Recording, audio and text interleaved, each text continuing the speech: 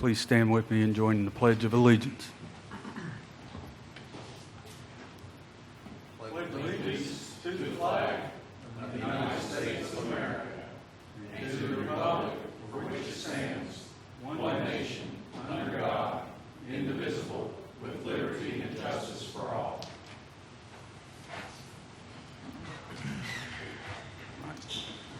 Appreciate everyone that came out tonight. We'll go ahead and move to the regular agenda. The first item being resolution terminating the city manager's declaration of a local emergency. Staff report. Council, last March, I asked City Council to confirm my declaration of a local emergency due to the COVID-19 pandemic. Based on the fact that we are now a little over 15 months out from the declaration of that emergency, and based on the fact that the Commonwealth of Virginia has removed most restrictions, I'm asking Council to now terminate the resolution that confirmed my declaration of a local emergency last year, and will operate out without a declaration of emergency going forward until needed again. All right. Thank you, Mr. Reeds. Any comment from the public? Goodness. On this item only, Ms. Marnie. If you want.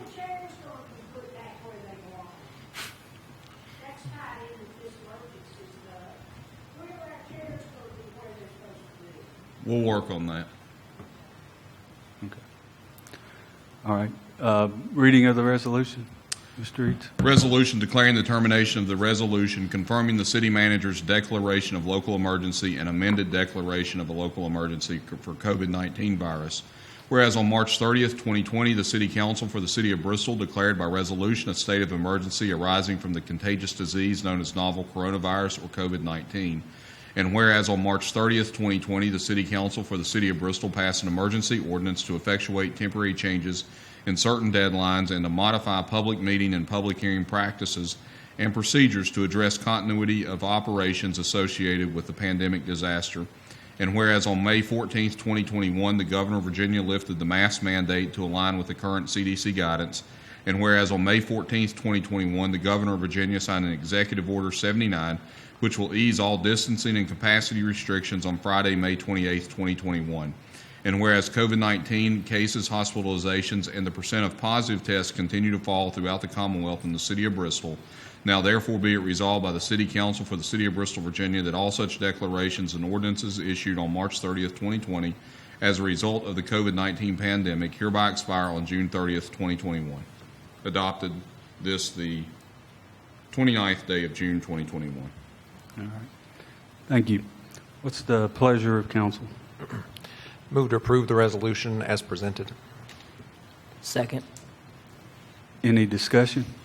I'll just say very briefly, thank you to the city manager and staff, to be working under this state of emergency for as long as we have. I think you all have done a fantastic job with mitigating the risk to COVID-19 for city staff and city employees. So thank you for that. And COVID is obviously by no means over, but we are at the light at the end of the tunnel. So thank you for what you've done, and I'm glad we're able to lift this tonight.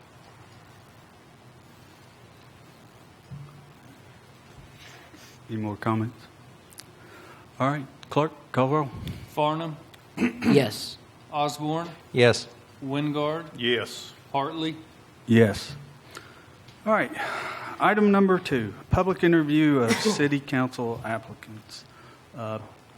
As y'all know, Councilman Mumpower resigned his seat on council, and we began the process of filling that vacancy. We asked residents of the city to turn in an application by last Friday at 4:30, and tonight we have 8 individuals that turned in an application that are here, and we will ask them a series of questions. Every applicant will receive the exact same questions, and we will do the process in the order that the applications were received. I want to first off thank everyone that applied. I appreciate your willingness to consider serving our city, to step up at this time, and I greatly appreciate that. While there were 8 people, we'll ultimately only be able to pick one.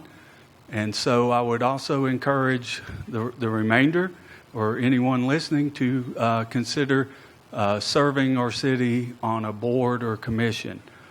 We still have quite a few boards that we will, some of which we may go ahead and appoint on July 1 with the annual reorganization. Some we may wait until our first regular council meeting and once this position is filled. But clearly you've shown a willingness to serve your community in one capacity or another. So if you don't necessarily are selected in this process, I'd really encourage you to consider serving in another capacity. Let's see. Does anybody have anything they'd like to say before we get started? Anything? Okay. Again, we will do the interviews, the applications in the order they are received. I'll ask everyone that's a candidate to our city clerk will have a space outside where you can go so that you don't hear the questions beforehand. Of course, after you have interviewed, you're more than welcome to stay and listen to the other applicants, other candidates, what they have to say. You're also free to leave should you choose. At some point, we probably will take a recess given the length of time I anticipate this taking with 8 people, just to take a break somewhere along the way. So with that said, Mr. Clerk, will you take everybody out of the room except for the first applicant, who is Michael Pollard?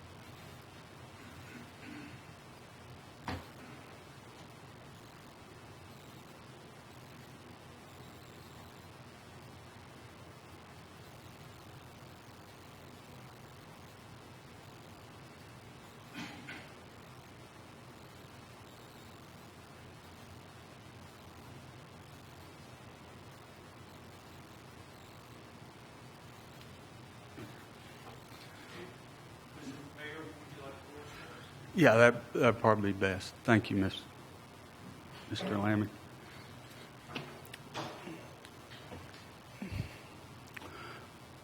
Hi, first applicant, Michael Pollard. Mr. Pollard.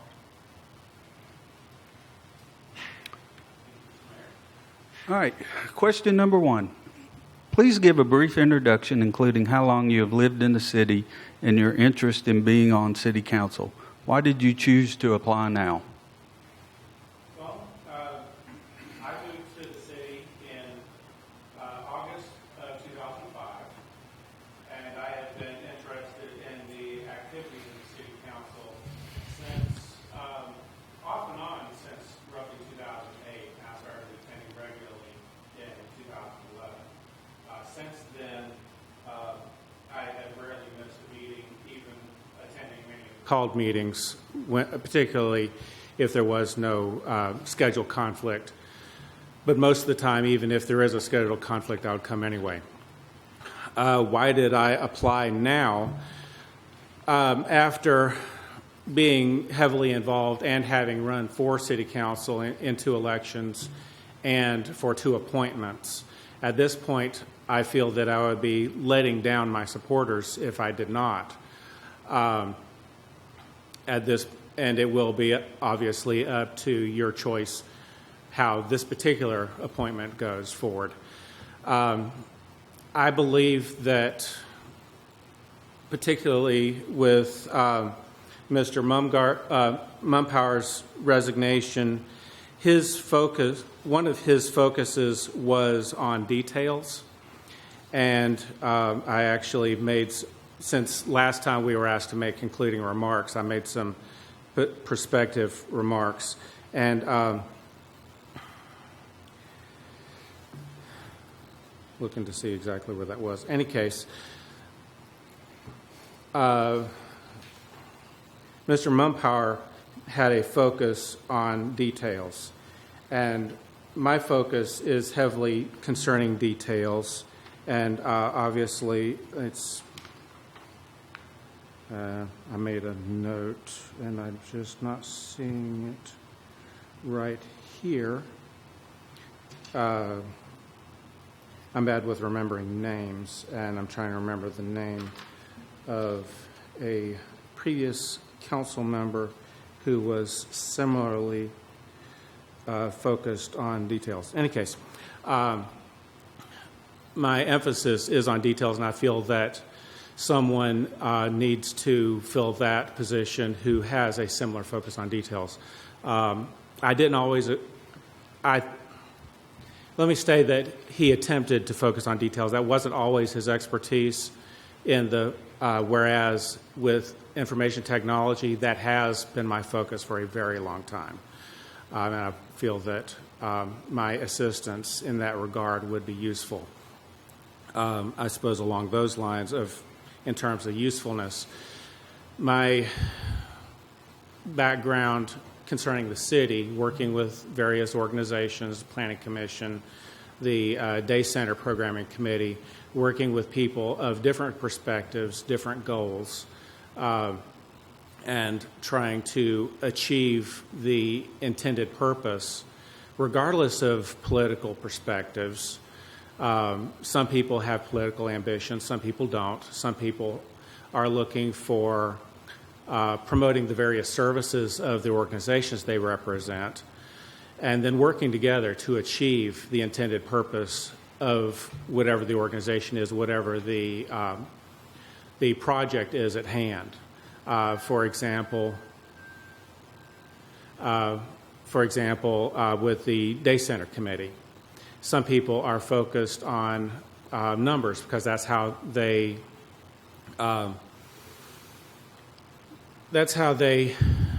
justify their organization. That's how they justify their funding, because many of them do get funding from the city, from the state, from other organizations.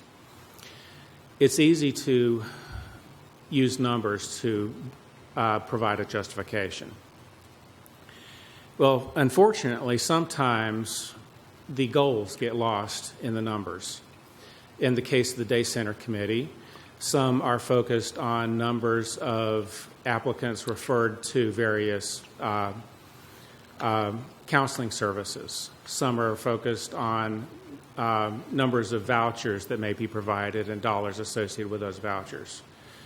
My focus, rather, is on lives saved, people fed, and people housed, regardless of the mechanism by which those goals are met. That's harder to quantify, but that's my goal. So it's a matter of making sure that things are done properly and not just make people feel good in the process. Okay. Thank you. Question number 2. In addition to the regularly scheduled city council meetings, council members sit on a number of boards and commissions that meet at various times and locations throughout Southwest Virginia. On average, the time commitment is a minimum of 20 to 30 hours per month, but can fluctuate. Would you have difficulty regularly attending these or other meetings when needed? I already have approval from my direct supervisor and from my boss to do so before even considering the option of pursuing city council, which was probably 6 years ago at this point. The first time it came up, I got his approval first because I knew that there was a heavy time involvement. And I have already gotten his approval to expect 2 weekday meetings a week on an ongoing basis. So I already have his approval for that. Question 3. Describe your vision for the City of Bristol, outlining the biggest challenges and opportunities currently facing our community. Well, in recent history, the biggest challenge has been one of finances. Fortunately, a lot of hard work by the City Council, the current council, and recent previous councils, most of those issues have been overcome. At this point, much of it will be a matter of holding the line, as it were, making sure that spending stays under control. There are opportunities for improvement, and there always has to be striving for improvement. If you don't strive for improvement, you're going to go backwards. Finances would be one of the big ones. Now, how do you resolve that? A lot of people would see the bigger issue to be local jobs, good, sustainable jobs, not just retail, manufacturing jobs, service industry jobs. And those are a way of resolving the financial issue. That's, again, a long-term prospect. We are making progress in that direction with the Amazon Center, with the upcoming casino and resort. Those will help they'll help make Bristol far more attractive for jobs than it has been in the past. Then that will also help with the retail, which is one of our bigger funding opportunities with, for example, the Falls, where we get a large portion of that sales tax back. And that's good for another roughly 20 years. I think that was another part of that question that I may have missed. What was the question again? I want to make sure that I answered it properly. Describe your vision for the City of Bristol, outlining the biggest challenges and opportunities currently facing our community. Okay. My vision would be having a very good place to live, better than we have seen in recent years. How that is achieved would include things like the mixed-use developments that have had locations approved around the city, where we can have the new concepts of putting together residential and businesses. We have several good opportunities for apartment-based mixed use. We have several good opportunities for single-family home mixed use. And that will attract younger people. That will attract those who have more professional jobs. Those are some opportunities. And some of our opportunities that are coming up will be those presented to us through things like the Amazon Center and the casino and resort. Not exclusively those, but they do, as one of our recent developers has pushed for, they give momentum. And we are starting to develop momentum that's been sorely lacking for a long time. Number 4, the Solid Waste Disposal Fund has been a topic of considerable discussion. Discuss how you would approach the need to make the Solid Waste Fund financially sustainable, continue to provide service to city residents, and maintain the safety and well-being of the community. Well, the city residents are the focus there. Business residents are also a factor, but city residents must necessarily take priority. Part of that is that we should do whatever we can to avoid raising the collection fees on the residents. I believe that part of that will be a long-term prospect, part of it will be investigative, where we need to find out what the market rates are for commercial carriers. We do not want our residents to be subsidizing the commercial carriers on the backs of their own fees. But at the same time, we don't want to lose the commercial carriers for whom they're paying. They may not be paying as high of a percentage on a tonnage rate, but they are paying large amounts. So it's also important not to lose those. Right now, probably the bigger emergent issue is that of safety. Fortunately, the people at the landfill, in conjunction with the state and federal organizations, are working towards that end. I think it's a matter of making sure that they get whatever focus they need to get it handled properly so that the solutions don't just sound good, but they're functional. And then there's a factor of making sure that it stays that way. Part of the issues that we've wound up with at this point, actually on both factors, both the financial factors and the safety factors, have been that things over time have not been paid as closely attention to. I'm not blaming anybody, because in some cases they have more things that they have to pay attention to than they have time to.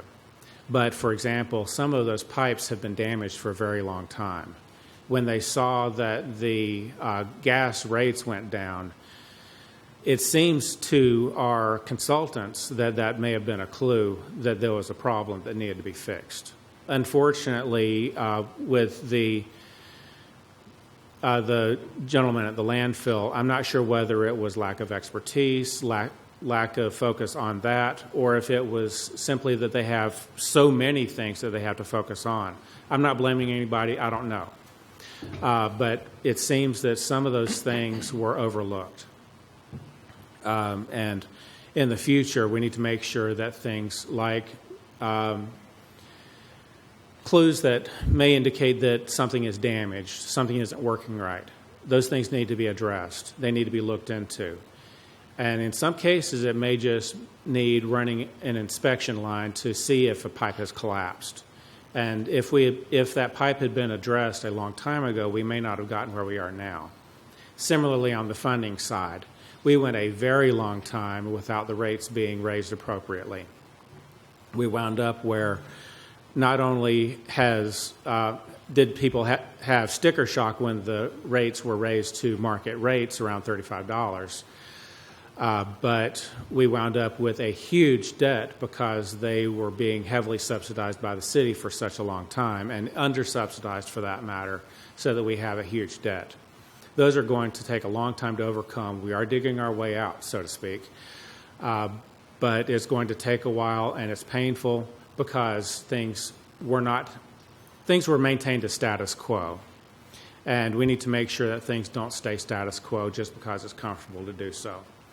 Part of my prepared notes were concerning that in a different context, and that is simply that the laws of thermodynamics tell us that if you don't maintain effort, you will start to backslide. If you don't paddle, you will start to go downstream. We need to make sure that we keep effort up to make sure that those things don't happen again. People can be doing their jobs and doing their jobs very well, but if focus isn't maintained on making sure that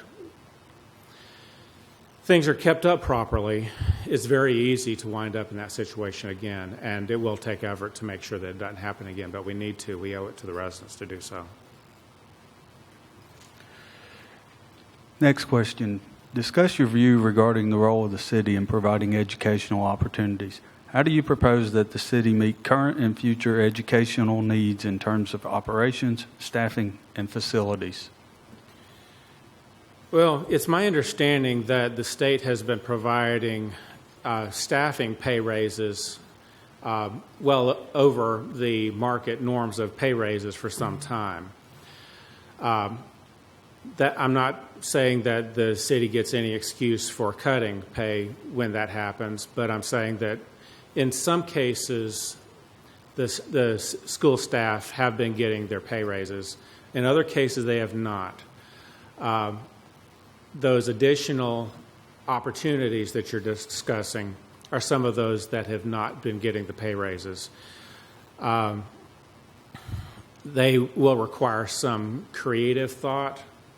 In some cases, we can potentially get local businesses to fund schools. In some areas, local businesses can sponsor school activities. There have been discussion about putting advertising on school buses, which needs to be educationally appropriate, of course. We don't want to lose sight that it is education first, but there are some creative options such as those. We've had good success with businesses sponsoring athletic activities, but I think it needs to go beyond that, particularly when it concerns some things such as technical training. There are very good opportunities for businesses supporting technical training.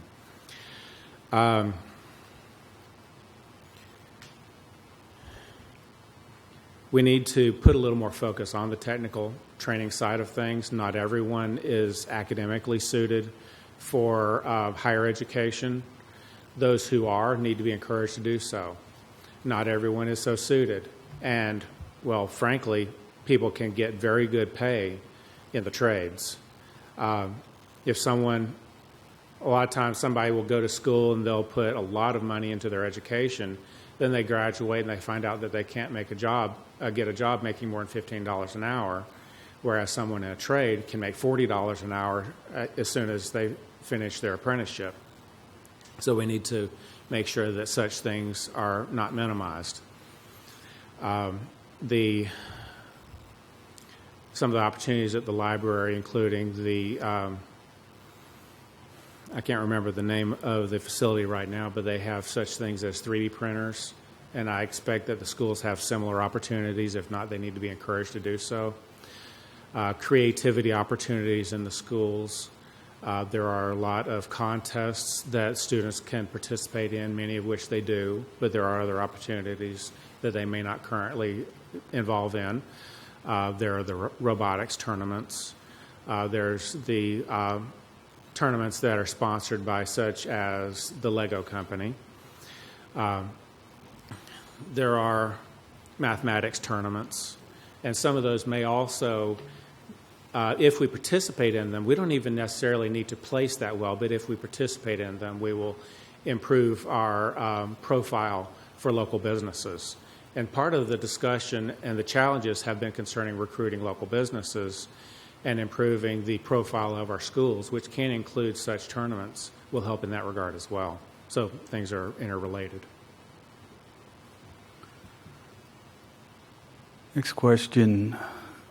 Each year during the budget process, council has to make choices about funding various operations and services for city residents. How would you balance funding among competing needs such as emergency services, education, public works, and others? What are your budget priorities?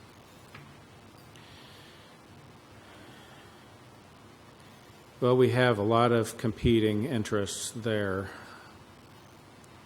Safety must always come first.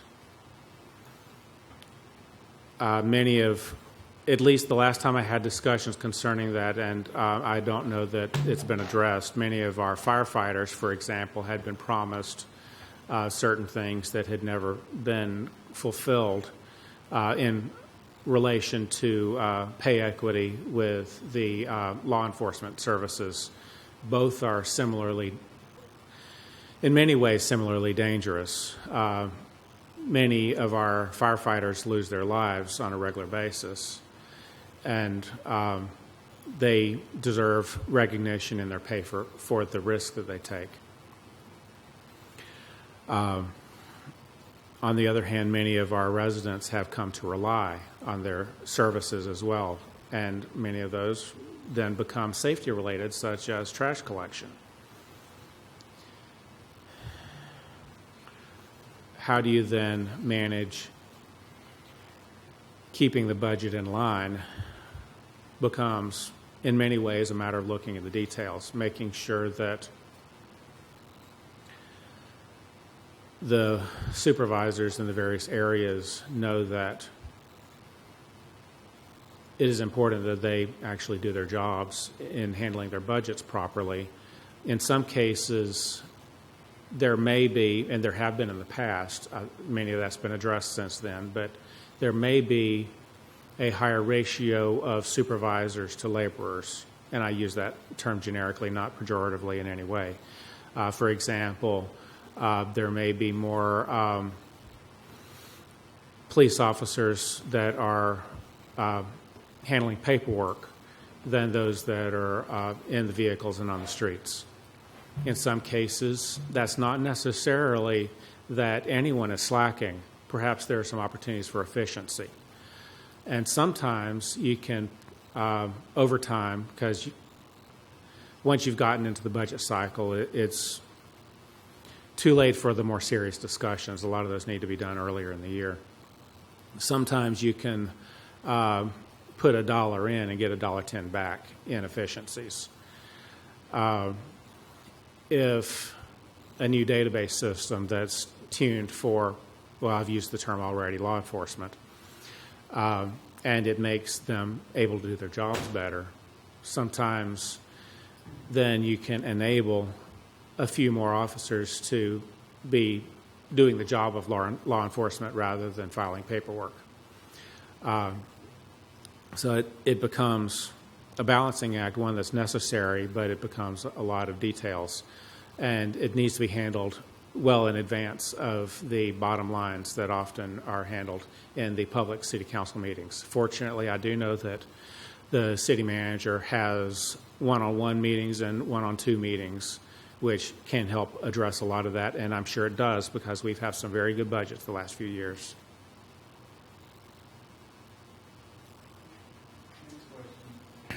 Next question. City Council works with a variety of stakeholders in the community and region. Discuss your experience building consensus with various groups. How have you dealt with situations when you were in the minority? Well, a lot of that comes to discussing with the various people involved and finding what their actual goals are, not necessarily the ones that are front and center. Sometimes people involved, unfortunately, sometimes people have political ambitions, and they may, for example, wish to promote a political ideology. Well, ultimately, that's usually not their bottom line goal. They're in local organizations, regardless of the more high-profile issues. Most people are interested in helping people. Almost everyone, regardless of their political background, are interested in helping people. And sometimes it can involve asking questions, making notes, discussing with people, finding out what their actual interests are, and finding out how apparently conflicting goals can actually work together. And usually you can wind up advancing both directions at the same time, but it does take discussion, and sometimes it takes a lot of work.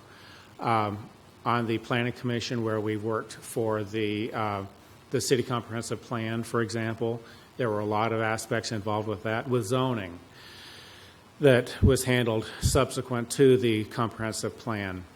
You have the business owners and the residence owners. And some people want their properties, the residents want their properties protected from encroaching businesses. The business owners want their flexibility to do what they want to with the property that they bought.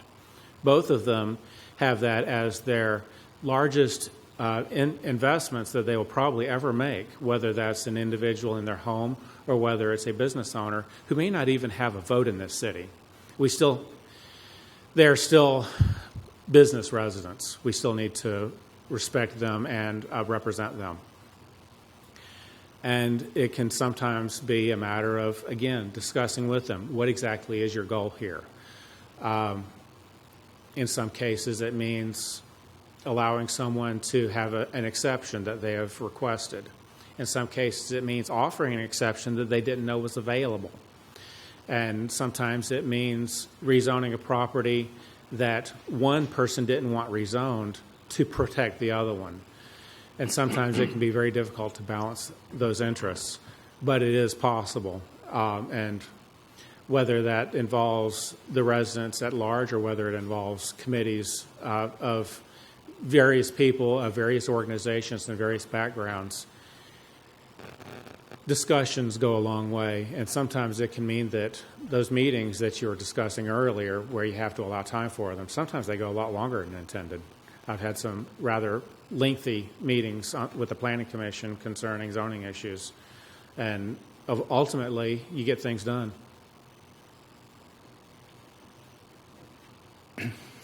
Finally, is there anything else you'd like to add, offer additional explanation, or that did not come up in the previous questions that would help us make our decision? Well, I guess that's an opportunity for me to mention some of my prepared comments. And I do see the other name that I was looking for earlier. Mr. Hubbard was very much detail-oriented. And I feel that I'm not discounting anyone on the council. It's just that many of you are experts in your own fields. And my field is paying attention to the minute details, where having a period instead of a comma can be a matter of whether a business function works or not.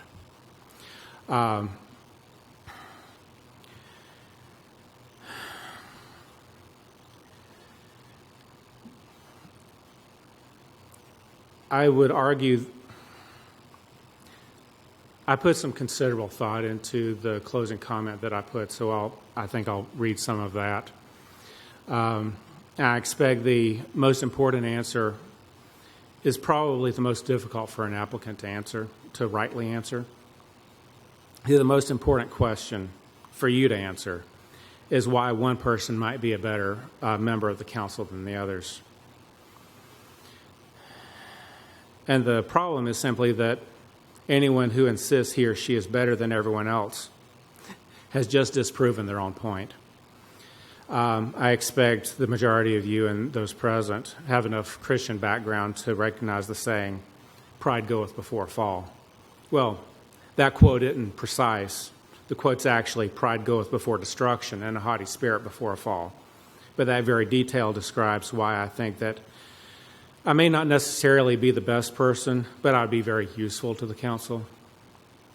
I'm precise and detail-oriented, and that's needed on the council. As I said earlier, Mr. Mumpower tried to be very detail-oriented, and Mr. Hubbard certainly was, and that's a role that I can help fill.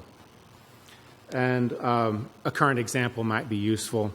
Well, I've already mentioned briefly the day center, where there are various competing goals. Some are focused on metrics, and some are focused on those because that's how they define success, and that's how they justify their funding. And there's nothing wrong with that. But my concern is more fundamental, and deciding what the bottom line issue is and making sure that it's solved is what's ultimately important. In this situation, my criteria for success is in lives saved and people housed.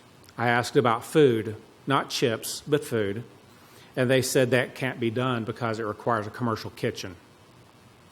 I said, that's a detail that can be worked out. I asked about water. They said they'll have coffee, but that dehydrates, which is counterproductive. That's nice to have, but first they need water. My priorities are food, even simple food like sandwiches, and every day, not just 3 days a week, and water, fresh, cool, clean water. Those are likely best solved with coordination of existing local ministries like churches, but food needs to be a focus, not an afterthought. It helps little if somebody starves with a housing voucher in their pocket. Food, water, safety, shelter. For a day center, not a services center, but a day center, those are my criteria for success. Another example would be sidewalks. We have a lot of new, nice sidewalks in this area, but currently without crosswalks to get to them. In many of those cases, it was because the sidewalks were funded by VDOT. The crosswalks were not. Fortunately, I got with Mr. McCullough on some of those, and some crosswalks were put in place. Not as many as I would like, because there are still some sidewalks that are entirely detached from anything else. But at least we have some crosswalks in place. And that's, again, a matter of making sure the details are handled to make sure the ultimate goal is accomplished. And my focus is on making sure the objective is accomplished, not just making sure that the people involved feel good, but getting informed, discussing knowledgeably with people who have different perspectives and different goals, and working together with everyone involved to get the job done. Now, there is always another side. I talk about everything having multiple sides. We've talked about the pros, and when y'all go into closed session, you're doubtless going to discuss the cons, and I'll mention one of those cons now. I'm sure Mr. Eads would say that I'm critical, I'm a perfectionist, and I expect things to be perfect. Well, details again. I don't expect things to be perfect, but I do think that we should work towards perfection. It'll never get there, but we need to strive for it. Philosophers would tell us that the effort has its own rewards. The benefit is in the journey more than in the destination. But as I mentioned, the laws of thermodynamics also tell us that without effort, our motion will slow, and that our quality will degrade over time unless we put in effort to constantly improve. I do not want status quo, because what seems to be maintaining status quo is actually going backwards. It's been said that as soon as you stop paddling, you start going backwards. And I want to help make Bristol a better place to live, not just decent, and certainly not becoming mediocre over time. And that takes effort. So, any questions, follow-up? Because I'm all about discussion as well. Thank you, Mr. Pollard. At this point, Mr. Lammy, if you'll get Mr. Laurie. Thank you.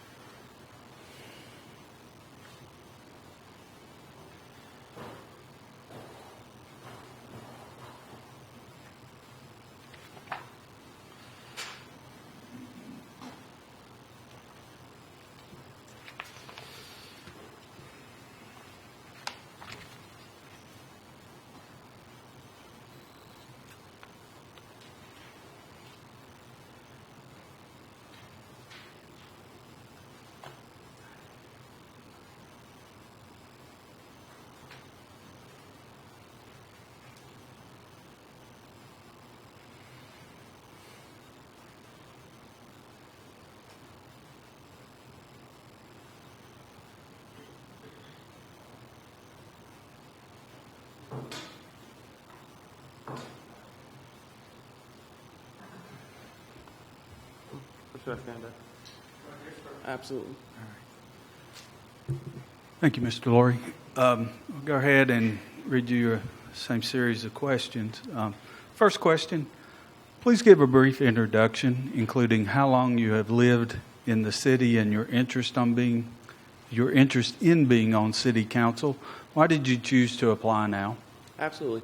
My name is Taurus Lloyd. I'm originally from Oakland, California, but I've been down here for 19 years. A part of the reason that I'm running is because July 1st, they're going to legalize marijuana, and then in 3 years, they're going to decriminalize and allow dispensaries. So I just want to make sure that myself, in addition to the Bristolians, have an opportunity to become profitable, make money and stuff like that, open up a business.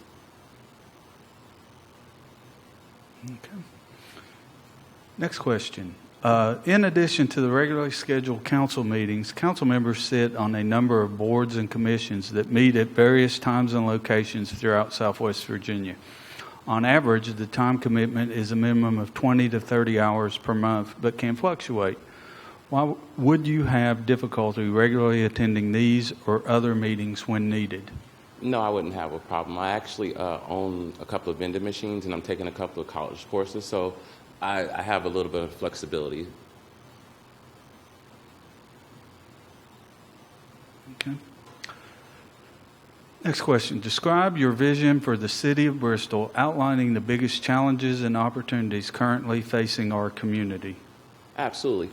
So the casino is coming. I was actually a part of a group of people that went to a church. From a church that went up to Richmond and was actually for the bill. So in addition to being for it at its infancy, I just want to make sure that Bristolians and everyone gets the opportunity to make money, get those jobs and stuff like that. They said they're going to have jobs here that's going to be $30,000 to $40,000. People in Johnson Court and different places need that money and to have a better life.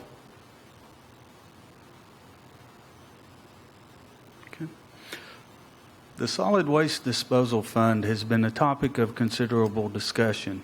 Discuss how you would approach the need to make the Solid Waste Fund financially sustainable, continue to provide service to city residents, and maintain the safety and well-being of the community. Absolutely. So a couple of weeks ago, I was looking at the news where they said they're going to put an addition to it to help take away some of the negative gases and stuff that the local people are disappointed in. So an idea with that would be bring back recycling, because they're starting to buy back some of the plastics and stuff like that and be able to ship them to different places, and that'll help out with some of the financial stability as far as from that aspect. In addition to that, get a broader understanding from the community what will help out as far as with the smells and also the things that they don't like back there. Discuss your view regarding the role of the city in providing educational opportunities. How do you propose that the city meet current and future educational needs in terms of operations, staffing, and facilities? Absolutely. So a few things. So we're having the casino come down here. So in addition to that, proper market from that. In addition to that, we have Rhythm and Roots. And as well as I said, in 4 years, they'll allow dispensaries. So a percentage of the dispensaries will go to school and stuff like that and students. In addition to that, when we do have the casino come down here, as well as the different aspects, find an alternate route so the students don't have to be bogged up in traffic, and find a way that they'll be able to get to school on time and not have to interfere with that.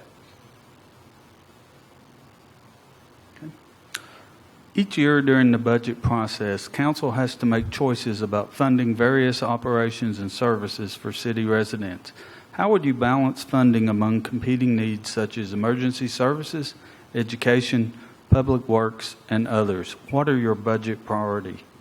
The main priority is the students, because without students, without a good curriculum, we're going to lose a lot of the young youth.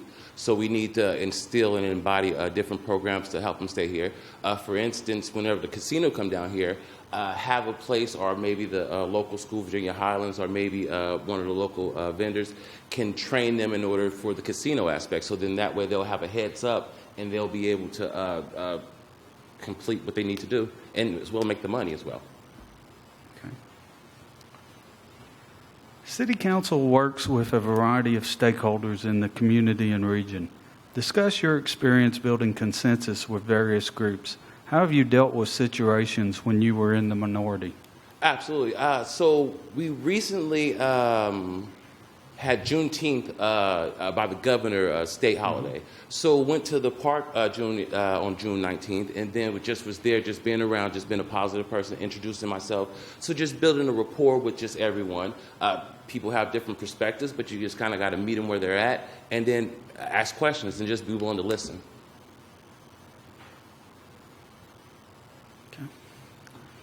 And finally, is there anything else you would like to add, offer additional explanation, or that did not come up in the previous questions that would help us make our decision? Yes. Just to have an opportunity of being around different groups of people and being interactive. Like I said, I'm originally from Oakland, California.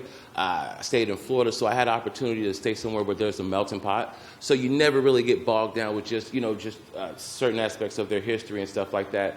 People are willing just to communicate and open up to you if you allow yourself to. So just being vocal, being having an open door, I guess, from that aspect, and just a want to communicate and a want to learn, because I don't know anything, so you will learn something. Okay. All right. Thank you, Mr. Laurie. We appreciate your time. All right. And Mr. Lammy, if you'll go get Mr. Holmes.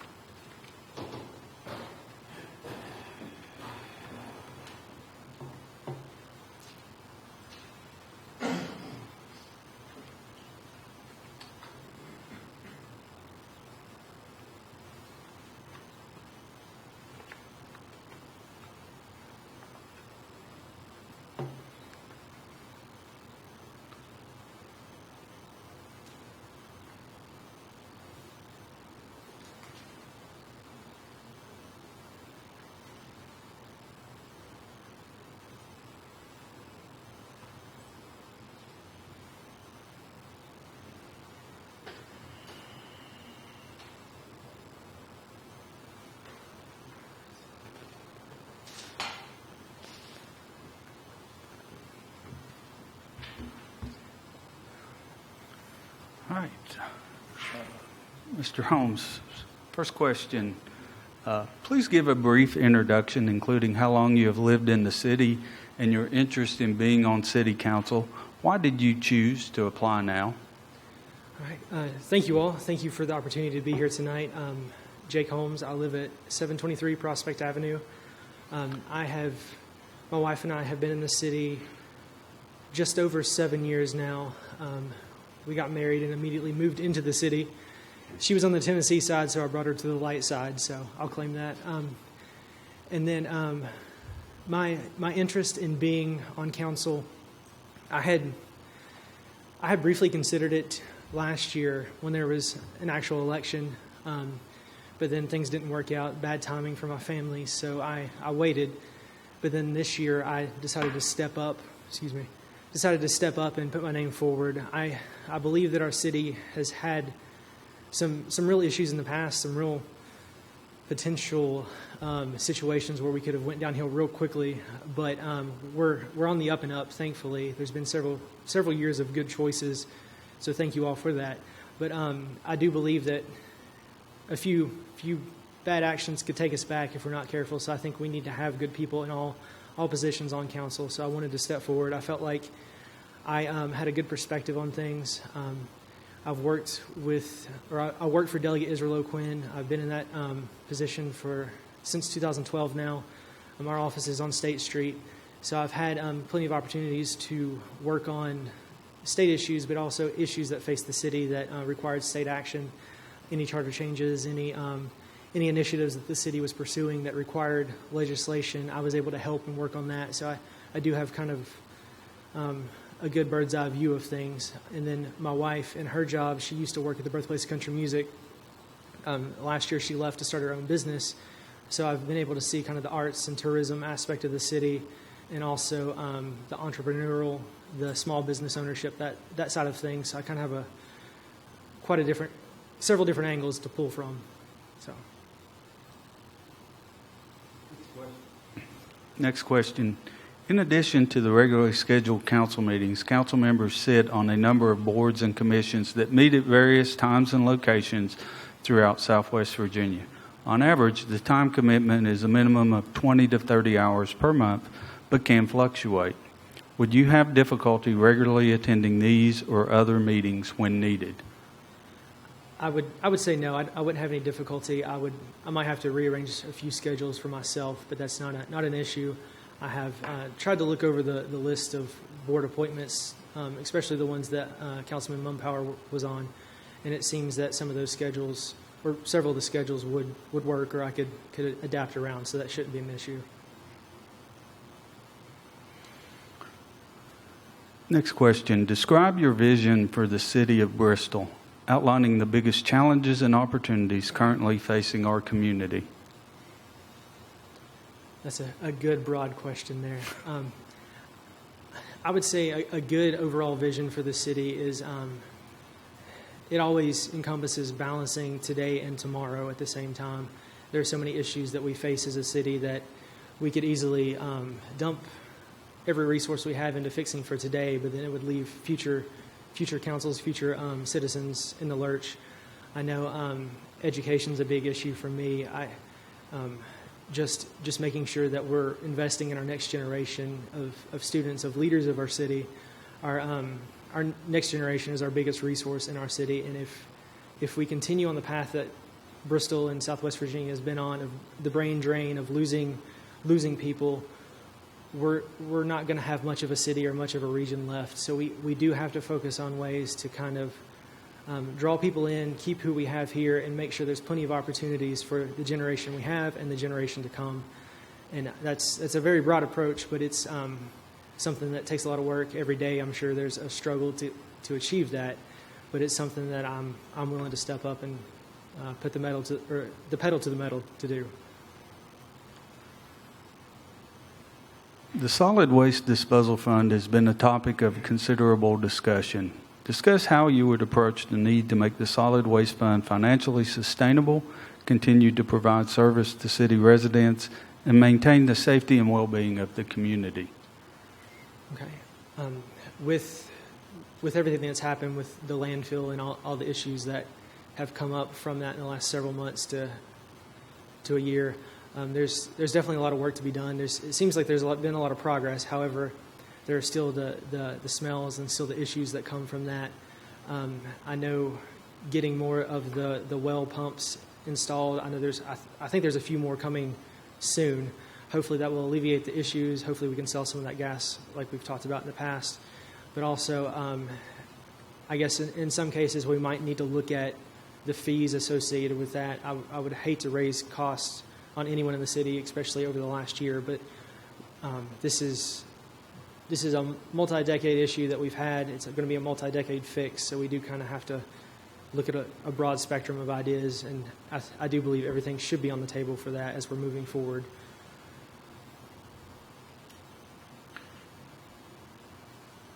Discuss your view regarding the role of the city in providing educational opportunities. How do you propose that the city meet current and future educational needs in terms of operations, staffing, and facilities? That definitely ties into what I said before. I believe the next generation is our biggest and greatest resource in the city. We do have to make sure that we are investing in them. I know you all have done a lot of work. The school board has done a lot of work. The city manager, the superintendent has all done a lot of work to try to plan for a new school, new facilities. And it's whatever the option is, it's costly.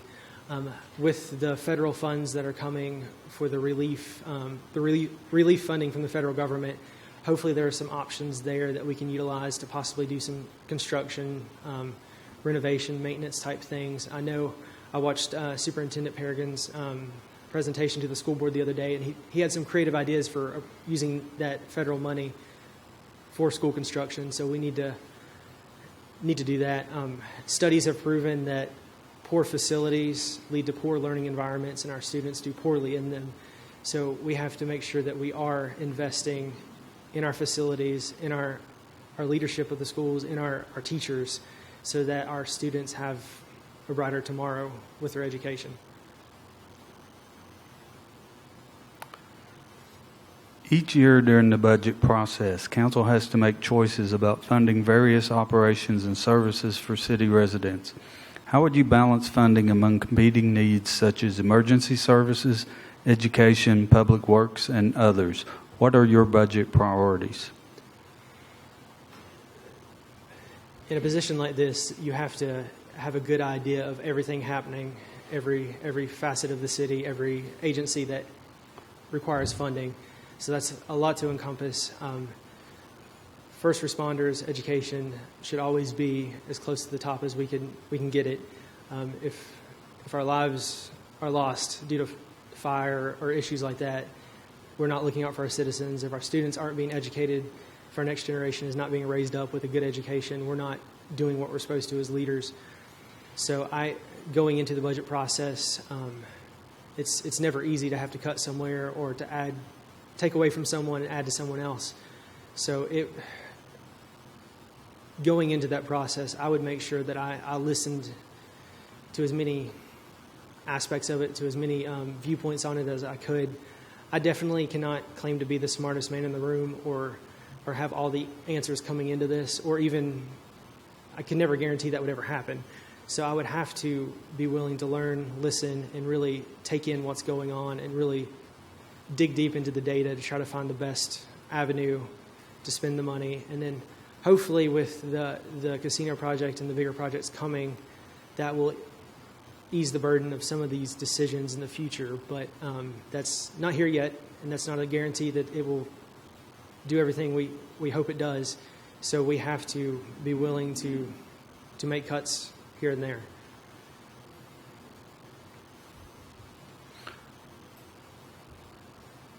City Council works with a variety of stakeholders in the community and region. Discuss your experience building consensus with various groups. How have you dealt with situations when you were in the minority?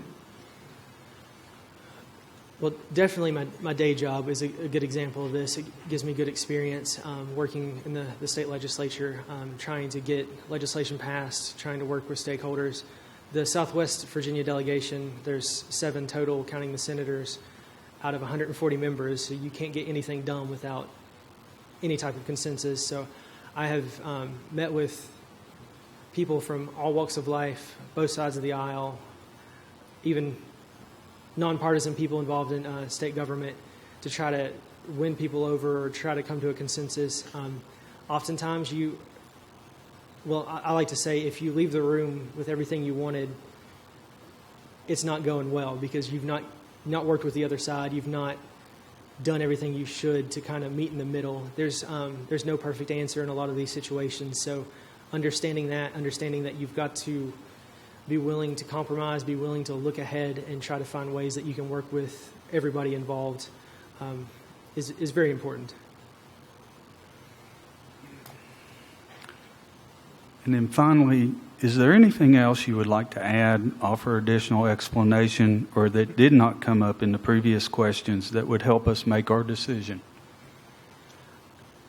I might should have touched on this at the beginning, but I will say I did not grow up in the city. I was not blessed with that option. I grew up in Damascus, but given the chance, my wife and I looked to the city and we wanted to move here. There's so many opportunities, so many unique and cool things in this city. Our musical heritage, our cultural heritage, just the resources we have that we can leverage. We wanted to be a part of that. So as a come here type person, I do believe I have kind of a fresh perspective on things. I can see things with a different light than those people that might have grown up here. Not that that's a bad thing. That's definitely a perspective we need, just the legacy of that. But also, I have a different perspective sometimes, and I think having a little bit of a unique approach is necessary in making tough decisions. So try to do that when I can. Thank you, Mr. Holmes. We appreciate it. Thank you all. Clerk, if you would get Ms. Smith.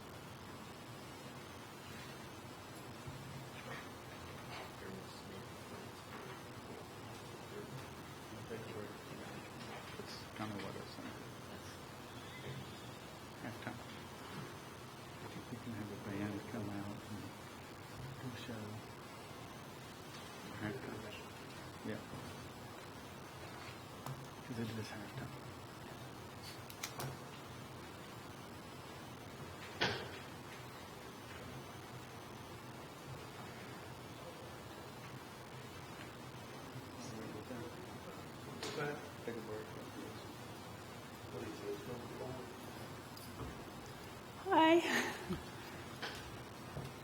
Hello. Thank you, Ms. Smith, for coming. First question. Please give a brief introduction, including how long you have lived in the city and your interest in being on City Council. Why did you choose to apply now? My name is Glenda Smith, and I moved here about 2 years ago. The reason I moved to Bristol is I was trying to escape Richmond, and I was looking for a better quality of life, a place that had a better climate, a nice town, lots of recreational opportunities.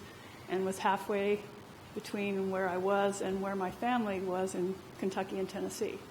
So I ended up here in Bristol. I love this town, and I've found that I have roots in this area through doing ancestry research, so I'm even more connected to it than I already am.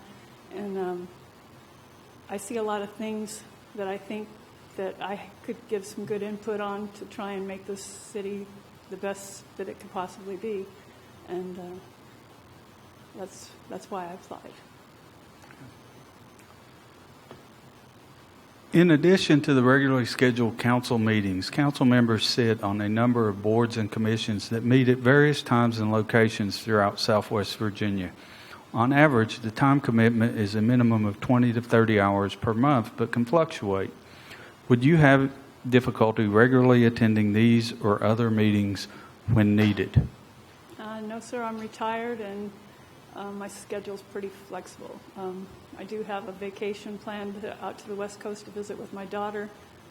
I hope to be gone about a month, so if I would miss some meetings for that. But Okay. Describe your vision for the city of Bristol, outlining the biggest challenges and opportunities currently facing our community. From my perspective, and as limited as it is, having only been here 2 years, one of the biggest challenges, I think, is getting rid of the blight and the drug problem. And I deal with both of those things pretty regularly in the neighborhood that I live in, which is the Euclid Historic District, which I wasn't expecting at all.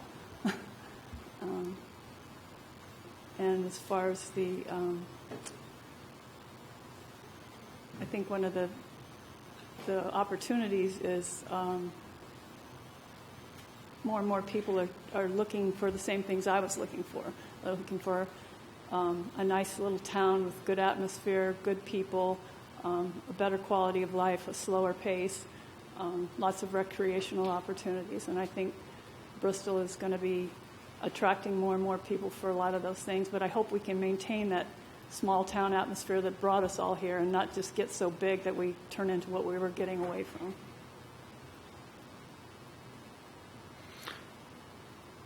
The Solid Waste Disposal Fund has been a topic of considerable discussion. Discuss how you would approach the need to make the Solid Waste Fund financially sustainable, continue to provide service to city residents, and maintain the safety and well-being of the community. Oh, this is something that I've kind of hit on too. I spent a lot of time down at the landfill when I first moved here because I was trying to figure out what is it you're doing and why are you doing it and why does there seem like there's so much repetition. In my neighborhood, the first thing that happens is a street sweeper comes along and there's piles and piles and piles of trash and leaves and debris and stuff that's been there. And I'm like, why is a street sweeper coming and cleaning a street that's so full of garbage cans and lawn clippings and branches and all that stuff? It just seems kind of backwards.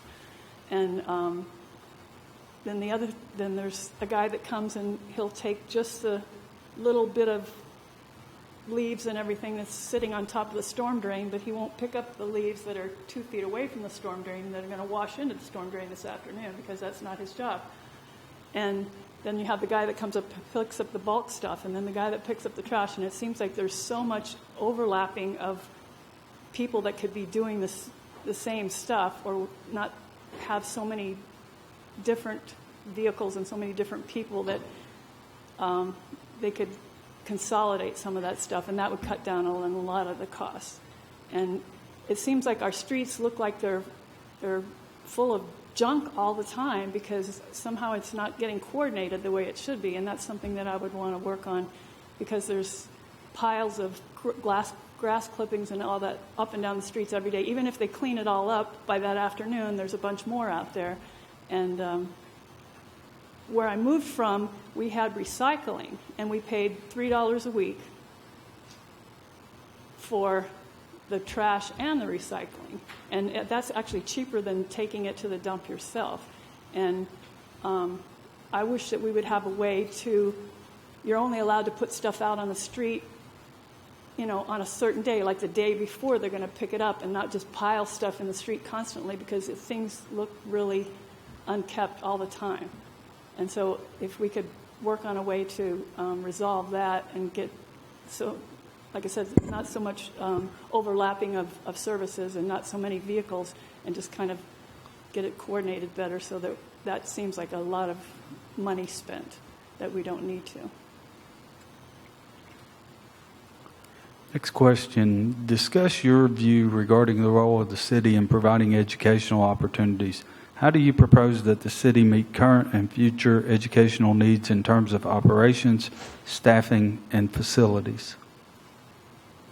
I'm afraid I'm going to have to bow out of that one. I haven't done enough research to find out. I don't have children in school or anything, and that's not a subject I'm very well versed on, so I don't think I can really speak to it right now.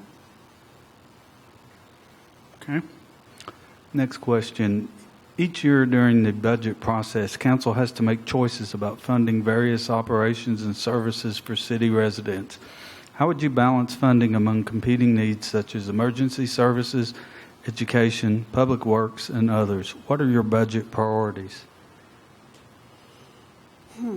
I imagine the first priority for me would be the safety issue, as far as policing and fire and emergency services, and then probably education, and then infrastructure. And I didn't hear what the other one was. But that's also something that I would need to check into a little more. I really wasn't sure what this was going to be about, and I just wanted to become a part of working on this city and being involved in it. And I realized that there are lots of people here that are way more qualified, have way more experience than I do. And I would be open to the idea of getting on a board if this doesn't work out for me, which I'm sure it probably won't, because like I said, you have some just amazing candidates in that room. So. Next question. City Council works with a variety of stakeholders in the community and region. Discuss your experience building consensus with various groups. How have you dealt with situations when you were in the minority? I don't really think I've had that experience to speak on that either. The only time I've been in a situation where I was a minority was I was the first female installation and repair technician for the telephone company in Colorado. I was one of the first female UPS drivers, and just did the job the same way everybody else does, and try to. It was difficult at times because there was a lot of pushback, there was a lot of resentment, there was a lot of hostility towards us, but and we had to work, like I said, 10 times harder to get the same respect. You're going to make me cry now? Sorry. And finally, is there anything else that you would like to add, offer additional explanation, or that did not come up in the previous questions that would help us make our decision? Like I said, I feel like I'm kind of out of my element here, but I wanted to apply to get out of my comfort zone, and I wanted to do something to work with the city, and I don't really think this is a position for me, but I would like for you to consider me for one of the boards or the panels or something where I could work on the topics that I told you that I have a vested interest in. I'm sorry. That's fine. All right. Thank you, Ms. Smith. Thank you. At this time, we'll go ahead and take a brief, about a 5-minute recess or so. Go ahead and call the meeting back from our recess. At this time, Mr. Lamry, will you please get Mr. Shue?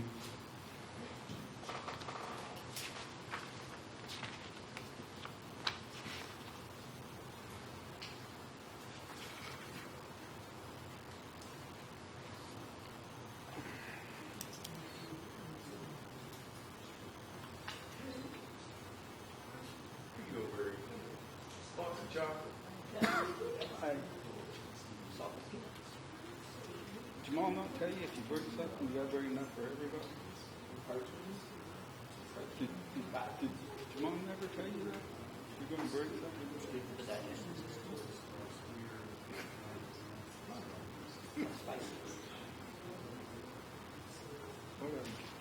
regular sausage?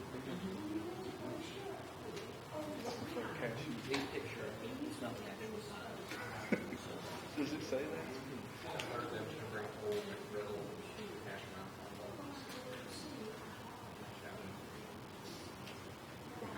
Biscuit and gravy.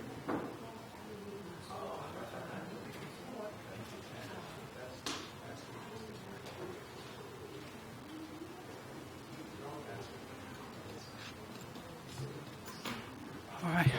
Hello. Thank you, Mr. Shue. Go ahead and start with the first question. Please give a brief introduction, including how long you have lived in the city and your interest in being on council. Why did you choose to apply now? Well, my wife and I lived in Abingdon at the time we were married, and we decided to check out this thing called Rhythm and Roots because we didn't do a whole lot in Bristol. And when we were downtown, we discovered, it was quite a phenomenal place to mingle in. And so we went home that night and started looking for houses. And it took a year, but we finally ended up here. And we were happy enough living in Bristol, but eventually the house next door, which was in very bad condition, became available and got that house, sort of did our part. Instead of complaining about this neighbor, we bought her house, and fixed it up, and it sort of began a journey of changing neighborhoods. And that's the thing, is we try not to complain to you all about everything, because we expect as citizens there's something that we should do and expected to do to make a change, be the change. And I think that this is a good next step for me to help you all out with those decisions while continuing to be that progressive change. I have a letter here if you'd like for me to read it. It sort of explains a little more about that. If you want, you can now. There's a question towards the end that will give you opportunity to Okay, do we'll that. just I'll wait. leave it up. I'll leave it up to you. I'll wait. Okay. Next question. In addition to the regularly scheduled council meetings, council members sit on a number of boards and commissions that meet at various times and locations throughout Southwest Virginia. On average, the time commitment is a minimum of 20 to 30 hours per month, but can fluctuate. Would you have difficulty regularly attending these or other meetings when needed? Absolutely not. That was part of my applying right now. I knew now I can serve properly. Describe your vision for the city of Bristol, outlining the biggest challenges and opportunities currently facing our community. Well, Bristol's got a lot going right now, that's for sure, a lot going for it. As you could see in my letter to you, I think that from a real estate point of view, for the next 5 years, we're going to see huge changes with the businesses that are coming in. My vision, I think it was the mayor of Charleston said that if you make a city a place that's good for the people that live there, then the tourists will enjoy themselves and new people will come in. And I think that, we just need to make sure that the decisions now definitely help who lives here, of course. Downtown businesses, larger businesses that are coming in. And it should also be things that help to bring people here because they're coming anyway. We were talking in the back about dilapidated properties next to a $350,000 house. Those type of things are influencing whether people buy here or not. I'm dealing with those those folks every day. And Bristol, I think it's going to be a big small town. You know, we're not Richmond, but there are changes coming. There are changes coming to small towns all over the nation since COVID. People are coming here and leaving cities. So we have to be prepared for that, make it a good, it's a good place to live. But I think we can progress forward to make it even better. Next question. The solid waste disposal fund has been a topic of considerable discussion. Discuss how you would approach the need to make the solid waste fund financially sustainable, continue to provide service to city residents, and maintain the safety and well-being of the community. Is this for the landfill or for the trash pickup? It encompasses both. Okay. I have been trying to I did not. I don't think I lived here when this landfill was started. I've tried to research it a little bit. I hope to gain a better knowledge if I'm chosen for city council in order to make better decisions, because as a member of the public, I don't know that I know as much as you all, of course, about that. So I can't say a lot about the landfill aspect of it right now. I honestly don't know. I'm willing to learn more about it. As far as trash pickup goes, and that, the fees changing and things like that, I've always felt like it's our part as a community to help save Bristol when there's an issue, and if that means I'm paying a little more for my own trash pickup to help that come along, I'm willing to do that personally.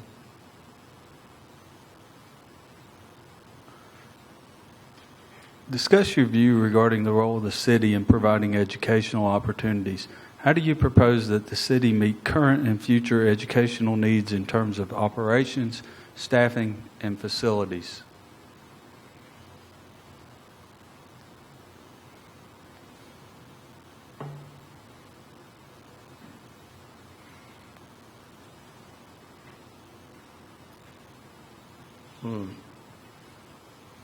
That's a zinger.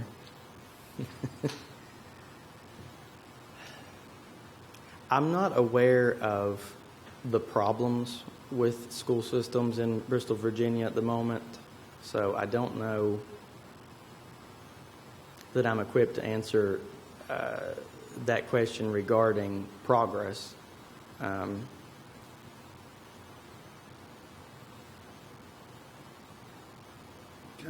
I mean, that's definitely a deep topic that we could cover, state standards and a lot of things. I don't know that I have time to really get into that. So I would have to consider that question more and do more research on that. I apologize for not being prepared for that. That's fine. Next question. Each year during the budget process, council has to make choices about funding various operations and services for city residents. How would you balance funding among competing needs, such as emergency services, education, public works, and others? What are your budget priorities?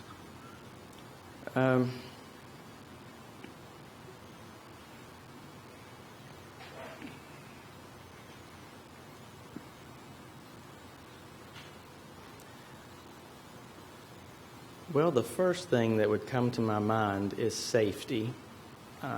Everyone should be safe that lives here and is visiting here. I think the number one thing on my mind when it comes to budget would be our police.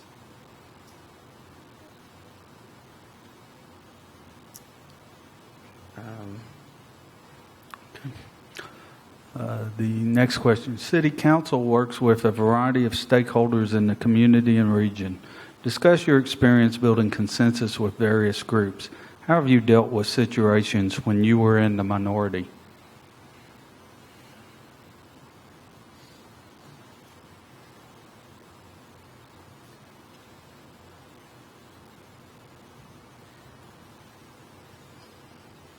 I tell you, if I can, I did have a little bit more from the previous question. Oh, No, that's okay. And then I will ask you to repeat that, though. I'm sorry. That's okay. I thought you were done. No, just thinking, police being number one, I think I'm willing to learn from, your side. I'm not going to pretend as a citizen I come to the table with all this knowledge because I'm not a city leader in your position, that is.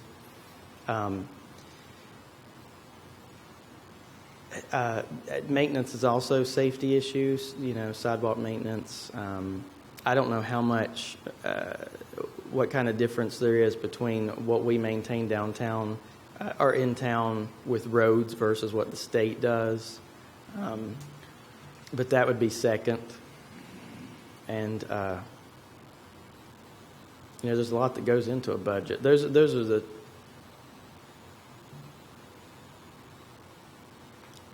the two top, and then things would go from there. But being in the position, I would gain a better understanding of that. I like to hear what other people have to say about these things first before I make a decision. I think as a leader, that requires a lot of listening first. So my answers are not, I apologize if they seem scattered, but I like to listen before I pick something that I believe is right.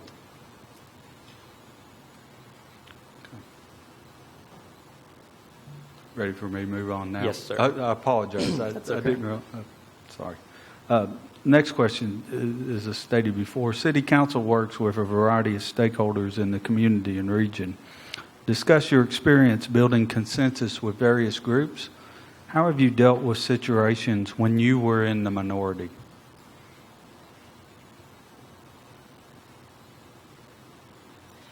Can you specify some groups?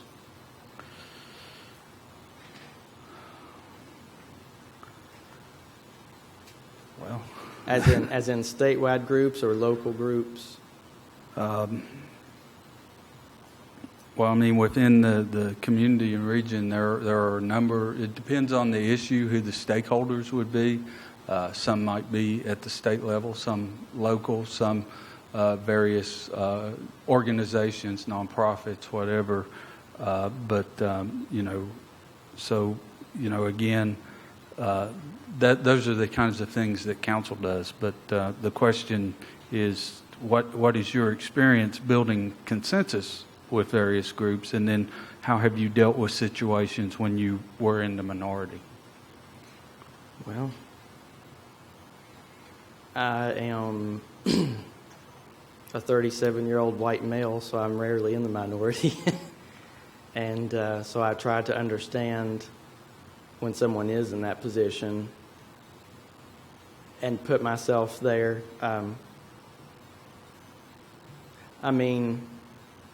I guess I probably was a minority in school because I grew up fairly poor. And so that was challenging and taught me to understand that there is a point of view that you can't see readily. And so just form, relationships and understanding. And again, listen first, speak later.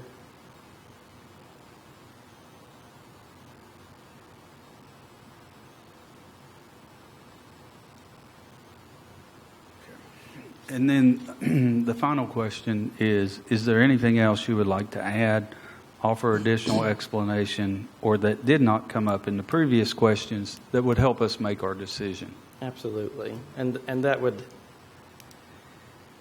that would help me out to explain how I'm willing to, I bring a lot to the table, but I'm willing to take on the responsibility of understanding, because I've never been on city council before. I've been on other committees and helped make decisions, but it's definitely going to be a learning process. I'm not coming in pretending I know everything, that's for sure.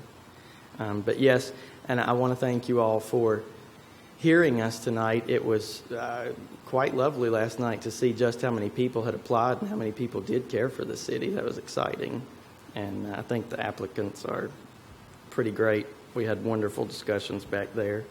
And I want to thank you all for serving on City Council, because I think that your decisions have helped Bristol be where it is right now, which is quite wonderful. We have, well, you can drive around town and see our properties that we have. That's our contribution to Bristol right now. I am on the Planning Commission. I serve at Emmanuel Episcopal's treasurer there. I have worked with I've been on the Preservation Award Committee, which has helped reduce vacant houses and let people know that the city appreciates what they're doing to keep their houses up. And I'm on the Historical Association also. I like to be as involved as I can. But our major contribution is that we've invested everything that we are in Bristol. You can drive around town and see our properties. They're not all perfect yet, but over the past 5 years, we have worked very hard on acquiring the properties and making sure that some life was getting into them and help change neighborhoods for the better. They're not perfect yet, but I guarantee you they will progress and not decline. You will never see overgrown grass or an abandoned look to any of our properties, no matter what state of construction they're in.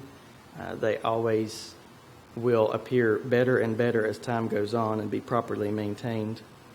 I live in town, I work in town, I attend church in town, and in the evenings and on Saturday I walk downtown with my family. We support local businesses, we eat downtown, we shop downtown, and we go out if we're on vacation or can't find what we're looking for downtown.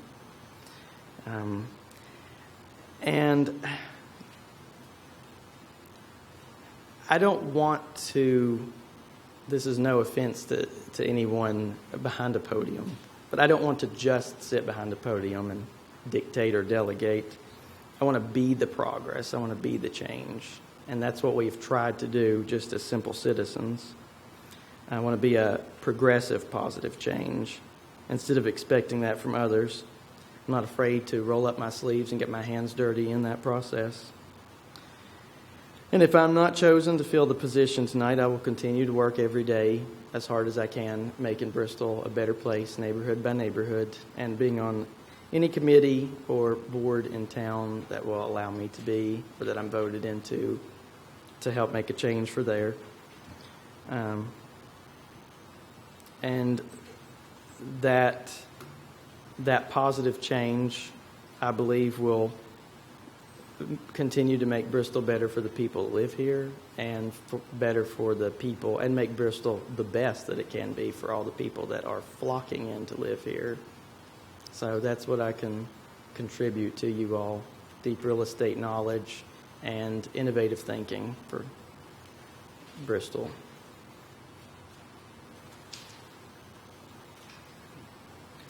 Is that it? Thank you. All right. Thank you, Mr. Shue. Clerk, if you would go get Ms. Nave next on the list.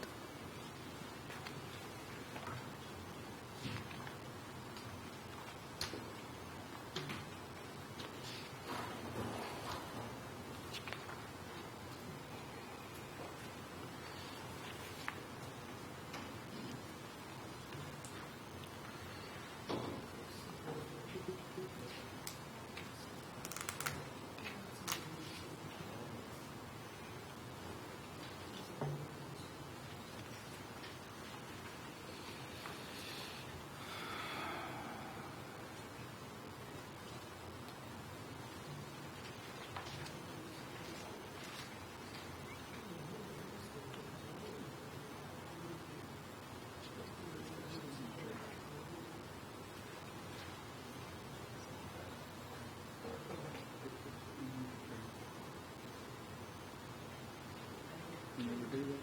You ever done that? You've done that. Well, 15 minutes in the code. Oh, yeah. That's what I was telling you. He's got a Mr. Kid, but I thought you're supposed to put 15 minutes in the journal.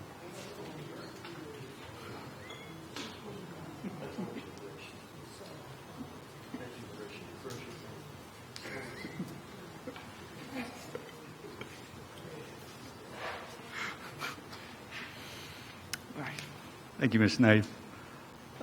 Would you please give a brief introduction, including how long you have lived in the city and your interest in being on council? Why did you choose to apply now? Okay. Thank you, Mayor, and I'm happy to be here and meet with you and the council tonight. My name it's on my application is Rebecca Nave, but I go by Becky. I live at 405 Pace Drive, where I've lived for the past 18 years. My husband, Jimmy, and I have 3 grown children that we have raised here in Bristol as well, and they all 3 have been through the Bristol, Virginia public school system, where we were involved there for many years. I am a graduate of King University with my bachelor's in business administration, and currently I work for the Virginia Tourism Corporation. I serve as the Senior Development Specialist there and serve in the Southwest Virginia region. And the reason I decided to run for council this time, I've thought about it in the past, and timing just hasn't been right for me. There's been either I had family to take care of, and then for the past couple of years I've been taking care of my elderly mother. And we, instead of putting her in a home somewhere, we decided to divide those duties between my siblings and I took care of her. My shift was in the evening. And so, unfortunately, she passed away back in March, and then when this opportunity came up, I got excited about the opportunity, and I applied. All right. Next question. In addition to the regularly scheduled council meetings, council members sit on a number of boards and commissions that meet at various times and locations throughout Southwest Virginia. On average, the time commitment is a minimum of 20 to 30 hours per month, but can fluctuate. Would you have difficulty regularly attending these or other meetings when needed? The answer to that is no. Before I considered even putting in my application, I weighed out everything like that. I even went and looked at the councils or the committees that Mr. Mumpower sit on to see if that would be the ones or whichever ones you all would decide that would be the better fit for, and looked at the timing and when those meetings are held, and they would work perfectly with my schedule. Describe your vision for the city of Bristol, outlining the biggest challenges and opportunities currently facing our community. Well, to start off, I think, as always, we want a place that we want a vibrant downtown like we have now. We want a lot of job opportunities for our children to come back, and after they finish college, to come back and grow up here and want to live here and have a job that is not just average paying, but a job they can get in other communities that may pay higher that take them away from us. So having those jobs here. Some of the challenges we're facing right now, I know there's a discussion going on about our local jail, and we want to make sure that the decisions made on that are good. I know that you all have already gave that permission to our city manager to go in and negotiate that with the Southwest Regional Jail. But at the same time, we don't want to lose jobs in the city. So, I know that's going to be a hard decision either way. And then also the landfill. I know the air quality discussion is a big discussion right now. For our city, and making the best decisions on that. I know we've got things in place to drill new wells and to work on that, but also making sure we won't know if that works now for a few months, so there's going to be more decisions made on that. I think our future for the city is pretty exciting. I'm super excited about the casino coming, all the development that's coming with that, and the growth of our city. I'm very proud of how our downtown is now. I grew up here, so I know how it was when I was really young. I know what it looked like when I was in high school and we went down the street for homecoming and there was, windows broken out. And so seeing it now, super proud of it.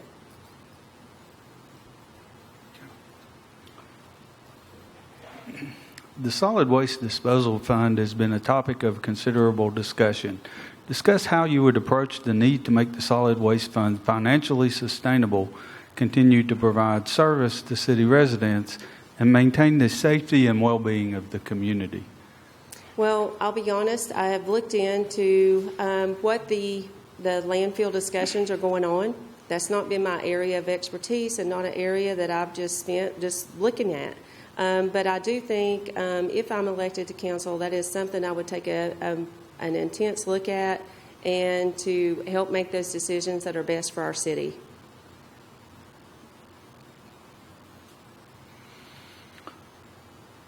Discuss your view regarding the role of the city in providing educational opportunities. How do you propose the city meet current and future educational needs in terms of operation, staffing, and facilities? For the city, what? Yes. Yeah. Could you repeat that? I'm sorry. Happy to. Discuss your view regarding the role of the city in providing educational opportunities. How do you propose the city meet current and future educational needs in terms of operations, staffing, and facilities? I think education is one of the things that has to be top of the list. Before people are going to move here, start their business here, the first thing they're going to do is look at our education system, look at our schools. And so we have to make sure that we are taking care of them. I do think we've got a great school system. We've got great teachers. As I said, my 3 children have all came through this system and have all been successful. I think as we move forward, we have to consider that as we're looking at the budget and making sure that we take care of our school system.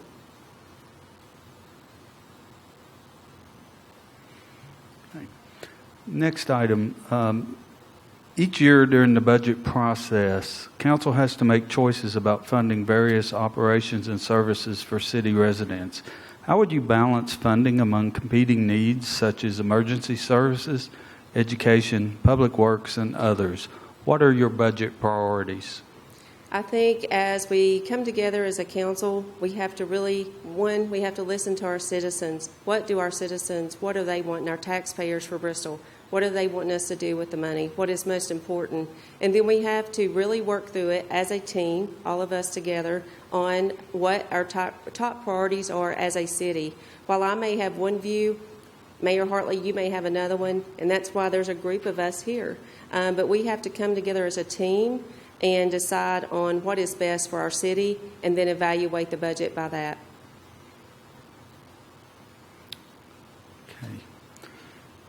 City Council works with a variety of stakeholders in the community and region. Discuss your experience building consensus with various groups. How have you dealt with situations when you were in the minority?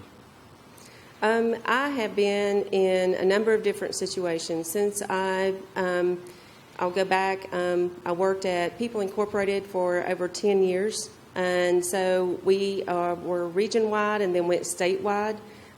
So we had to work with different local governments, different grant administrators, there was a whole vast of things that we had to work with. And then moving into state government, helping to build that relationship between the community, the local government, and then the state government. You've got to be able to build that relationship and that trust between the 3 of them, and I think that's going to be super important even now and as we move forward with the future of everything that's coming here today.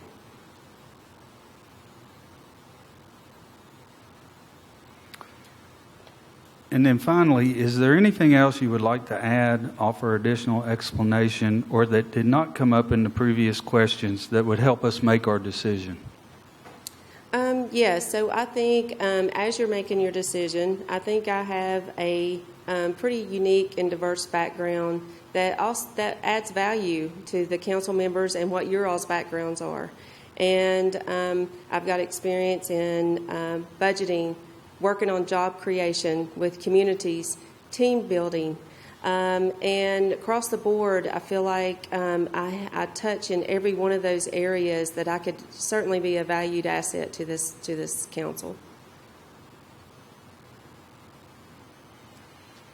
All right. Thank you, Ms. Snow. Thank you. All right. Mr. Lammy, if you would bring in Mr. Long.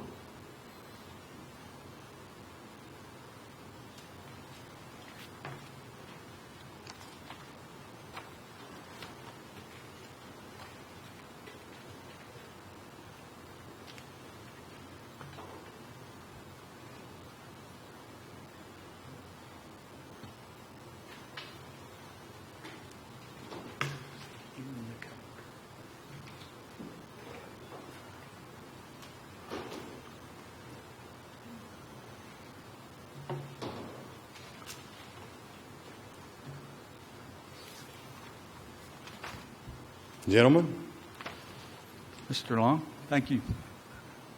Please give a brief introduction, including how long you've lived in the city and your interest being on city council. Why did you choose to apply now? so I'm a lifelong resident. I grew up here in Bristol, went through the school system here in Bristol, Virginia. I live in Bristol, Virginia now currently. I've been afforded a lot of really good opportunities here. For being an old country boy, I've really been blessed, and a lot of that's come from Bristol. And as a dad, this sometimes sounds almost cliche from somebody in political office, but you work really hard to get to a certain goal, hoping that you better your family for the future. And if my kids have to leave here, I've not bettered myself at all, if that makes any sense. You know, we've worked so hard to do this in our family, and I want them to be able to come by on Saturday afternoons and visit Dad. I don't want them to be in Charlotte or Atlanta. I want them to make sure they've got the opportunities that we've had. And we have had some great opportunities here, and I think there's a great future moving forward. And I want to be a part of helping contain that and kind of funnel that in the right direction and make sure that, you know, not just my kids, but everybody's future children, grandchildren have the same opportunities.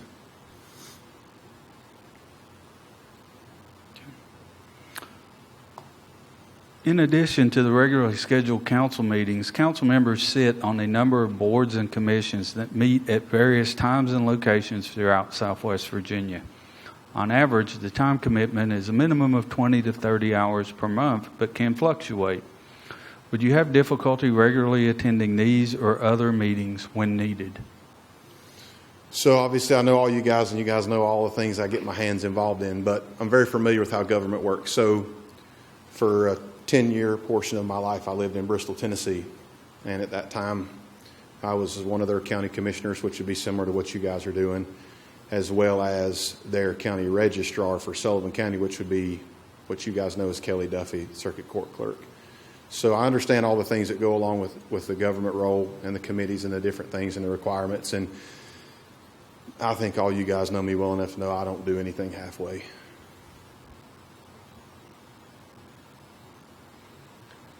Describe your vision for the city of Bristol, outlining the biggest challenges and opportunities currently facing our community. So local government is a balance between local government and citizens. So you've got all the citizens that live here in the community, and you've got all the city municipality and the staffing and all the things that go with that.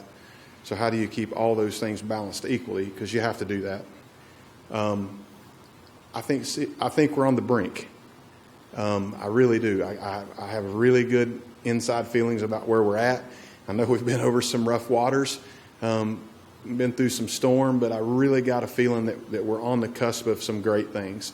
You know, for lack of a better way to put it, I always say, you know, words are cheap and time's expensive. Look at what a guy does. That's what he really means. And I mean, again, you guys know me very well. I'm heavily vested in this town. I believe in it. I always have. I've been investing here for many, many, many years. So with that being said, we just have so many good opportunities coming at us. We just have to make sure we handle them appropriately so that they are springboards to future opportunities, that we don't let things fall down, which creates us to retard in other opportunities, if that makes any sense. We got to take the good stuff, use it as a springboard for more good stuff. We got to be prepared for all those things so that we handle them appropriately and we don't have drop balls here and there, which ultimately will hurt us in the next phase of it. So I think that I have a good, vast knowledge of what goes on within government and business and the community to be a good participant to work with all those things moving forward.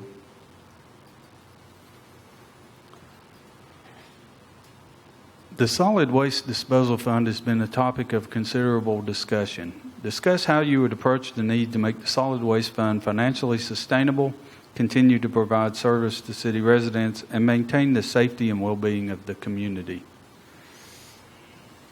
So obviously, to talk like specific numbers, I'd have to know more about that aspect of it. But I think from a broad general perspective, we have it. It's ours. There's no wishing it away. We've got it. It's got to be dealt with appropriately. And at the end of the day, it's a financial situation. It boils down to the finances. What does it cost to operate it? What does it cost to debt service it? What does it cost to close it? What does it cost long term after we close it? How do we pay for it while we've got it open? How do we pay for it while we've got it closed? So, again, without knowing those specific numbers that we're not privileged to have on a lot of those things, we've got it. It's got to be dealt with. And just like in any other business, it has to be efficient. That's the only way that it'll pull itself up. So I think it needs to be looked at from A to B and C to D and E to find out if there are any areas that we're leaving any finances that are available to us that we're not taking advantage of versus places that we may be losing ground, that we could maybe sew those up a little tighter. If we can increase some of the revenues and monitor some of the losses, we might be able to get that thing back in balance. But ultimately, at the end of the day, we have it. It has to be dealt with.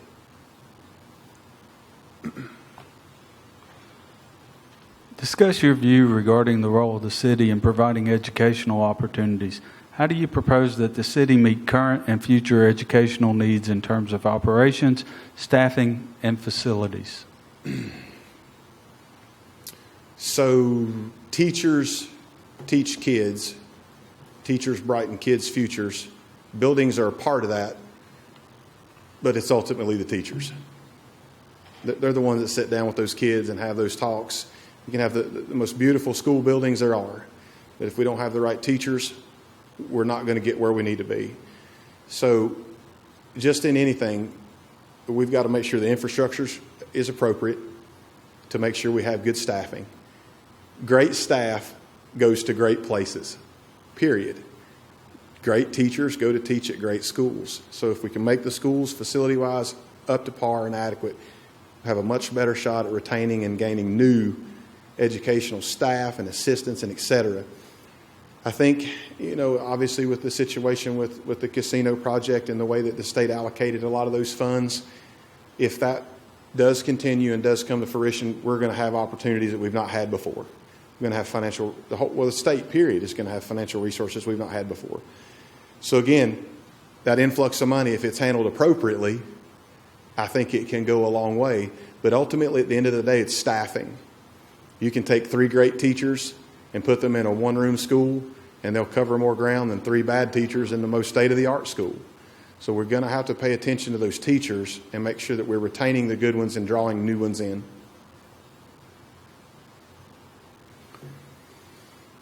Each year during the budget process, council has to make choices about funding various operations and services for city residents. How would you balance funding among competing needs such as emergency services, education, public works, and others? What are your budget priorities? So obviously a budget is something that I'm familiar with. We have to operate within them with my businesses. You can't spend more than you have. First rule, you can't be more outgo than there is ingo, or you begin to accumulate debt and you find yourself in a backwards position that you can't make positive decisions to move forward. So at the end of the day, we've got X coming in and we've got X going out. Has to be a priority list in that of where those funds are allocated. Obviously, emergency services and children are the top of the list. Infrastructure, staffing, right there behind them. And typically, if you take care of all the things in your house appropriately, all the other things will follow suit.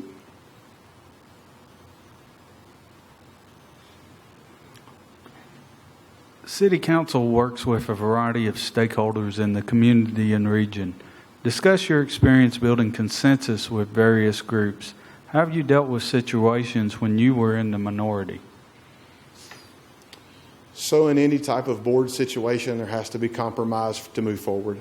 If everybody just butts heads all the time, you're not going to get anything done.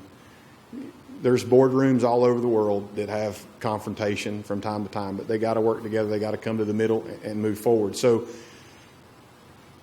I've been involved in government. I've run multiple businesses. I've been on the Chamber of Commerce. I've been the president of the Association of Realtors.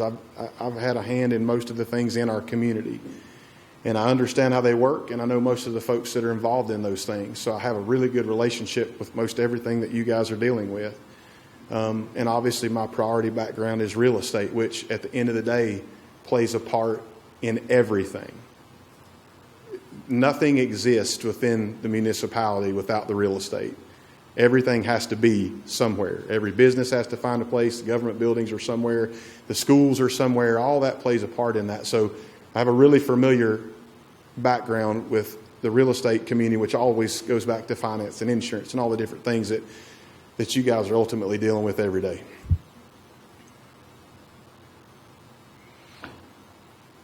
And then finally, is there anything else that you would like to add, offer additional explanation, or that did not come up in the previous questions that would help us make our decision? So when I hire somebody, I listen to them and I ask them questions. But ultimately, I look at what they do. I want to see what they produce, because everybody put on the spot puts their best foot forward. They have their best spiel, their best speech, right? That's just human nature, and all of us are going to do that. But ultimately, there's a big difference between wishes and wants and product and producing. So I would ultimately ask that you view me based not off necessarily what we've talked about here, but what I do. And at the end of the day, I've covered a lot of ground here. Again, from kindergarten through senior at Virginia High. We run and operate one of the largest real estate auction companies in the entire southeastern United States, one of the largest in Virginia and Tennessee. I've owned restaurants, heavy equipment dealerships. We run one of the largest farming operations in Washington County, down to my roles in government and car wash systems and many, many different aspects of my life. But at the end of the day, all that started in kindergarten at Van Pelt. And that's where it all started. So I guess I would ask you to ultimately, I hate to use the word grade, but make your decisions on me, not based off of our conversation per se, but what you've seen me produce in the last 20 years. Anything else? Thank you guys very much. Thank you very much, Mr. Long. And now, Mr. Lammy, if you bring in Mr. Campbell, final applicant.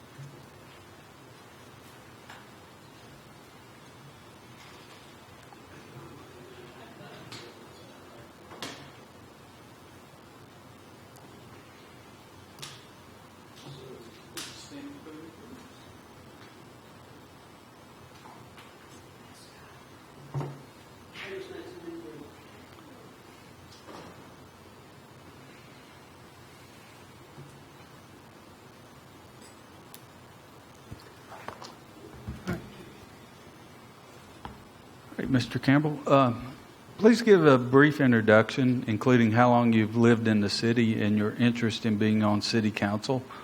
Why did you choose to apply now? I think I've officially lived here since 2018. I started the process of buying my mom's house and moving here going back as early as about 2014, 2015, I think it was.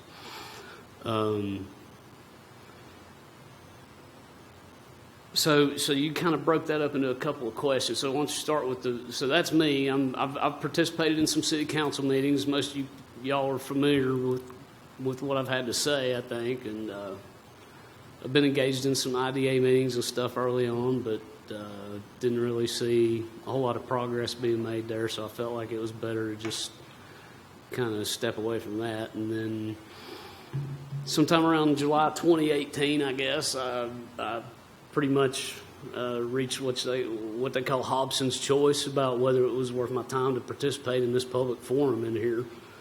And so I've been spending my time doing other stuff since then. And as far as right now, I don't know. You got an issue. I mean, I put it as one of the answers on the questionnaire. You got a vacuum of leadership. You've got Mr. Mumpower decided that his time is better spent in Michigan pursuing his interests, and he's chosen to do this at a time when the city is facing a major reorganization. And my dad always taught me 2 heads are better than 1, even if they're cabbage heads. And right now we're walking into a reorganization with 80% of the intelligence asset that we should have reorganizing and planning the future for this community. And I'm not interested in running for election or being involved in politics, but you've got 6 months or thereabout of void to fill here, with hopefully some voices that can participate in good open forum debate and get some guardrails around these conversations and get them headed towards trends of progress with good results.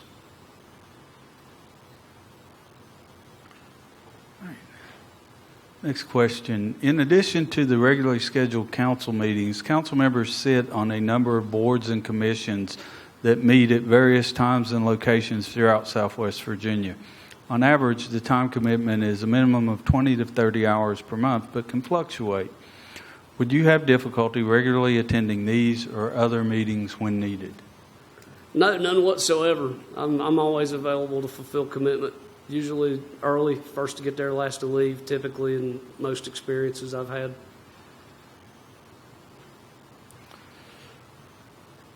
Describe your vision for the city of Bristol, outlining the biggest challenges and opportunities currently facing our community. The biggest challenge we have right now is the same thing that we've had since I started moving here, this poverty rate, the fact that we don't have good brick and mortar industrial economy jobs for the people who are willing to do them here. I mean, Bristol compressors, 650 jobs, poof, gone. And, you know, you've got to have a good brick and mortar economy that produces goods and services. Tourism economy is a great idea. I think it's excellent. A lot of this direction that you guys have pushed the driving philosophy of the city's economy the last 5 or 6 years when I've been observing it. I think a lot of really excellent ideas and a lot of things that are looking good and going in a good direction. But you can't put all your eggs in one basket. And I've been hearing and watching and listening, and unfortunately, the last couple of years, with the time I've been forced to spend paying attention to how things have been going in Richmond, you know, on the periphery of that, I've seen a lot of how this casino deal has been going down. And, you know, one of the guys up in Richmond that turned out to be a really good mentor for me when I started going up there last year said, "Hey, man, you don't want to see how the sausage is made." Well, I've spent 2 years watching how the sausage is made, and it's not great. And this community and this area of the state is grossly underrepresented. The city does a great job of maximizing the leverage opportunities it has with the state government, but I'm a firm believer that there's always surplus that can be created through efficiency, and things that are being done well can be done better. The Solid Waste Disposal Fund has been a topic of considerable discussion. Discuss how you would approach the need to make the Solid Waste Fund financially sustainable, continue to provide service to city residents, and maintain the safety and well-being of the community. Well, that's a lot of different issues to be addressed on a lot of different levels. You're talking about an engineering problem. You're talking about a long-term finance problem. You're talking about a community that is having to smell stuff that they don't like. So, I mean, you've got a whole raft of issues that need to be mitigated. None of them currently have turnkey solutions that I've seen or heard in the meetings that I've participated in virtually and paid attention to y'all talking about it here the last couple of years. I did have an opportunity to speak to Mr. Eads about that exact subject. What was that, 3 weeks ago? Whenever. A couple weeks ago after a meeting, bumped into him in the parking lot. Sounds like he knows what needs to be done as far as a long-term economic strategy for the city. It would be a question of probably the council creating the mechanisms by which to achieve that strategy, if it's even achievable. But it's a very intractable problem. It's extraordinarily difficult. It's a good thing you got Draper Aiden helping on the engineering side of things. They seem to have their hands around it. But it's another hole that you're going to throw good money on top of bad until the problem's solved, unfortunately. So the best thing to do is figure out how to solve it with the least pain possible for everybody. It's going to be a tough road. You need an elegant solution to an extraordinarily difficult problem. Discuss your view regarding the role of the city in providing educational opportunities. How do you propose the city meet current and future educational needs in terms of operation, staffing, and facilities? Again, 3 separate subjects. The facilities subject, I've been in here. I've paid attention to the back and forth between the school board and the city council. Another very difficult problem. Luckily, you've got some state programs that they've been enacting here in the last couple of special sessions that are providing some funding to school systems like ours, if I remember correctly, reading just recently. Hopefully, we can get in line for that. But a whole lot of constant bickering and arguing back and forth. Are we staying with old buildings or are we going with a new one? And the only thing I ever hear is, a couple of arguments from a couple of people who are very married to their interest in how it should go. And 3 years of discussions and it's still a negative feedback loop. Nobody is on a plan to create a solution yet that I've seen. So that's more issues that need to be addressed and solved as soon as humanly possible.